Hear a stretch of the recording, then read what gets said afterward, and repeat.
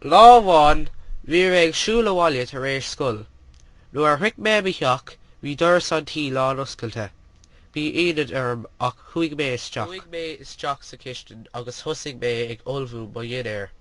Gléigh mé ar mo bham cúpla uair ach ní bhuair mé éon freagra. Smaoinigh mé bhí mo bham agus mo dhean sa bhaile mór ag siopadóireacht ach an sin cuimhin mé bhí an doras ar oscailte. Go tumann bhí mé andar bhíseach.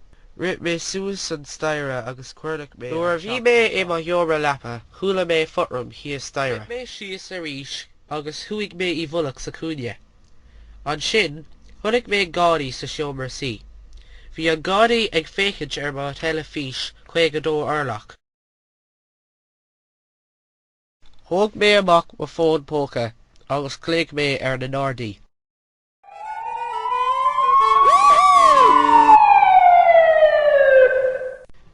Tar éis cúpla nóméid, thula mé na Gardaí ag teacht.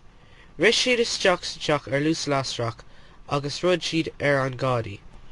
Sin é an scéal. Ní déan bhí mé dearmad ar an lá sin.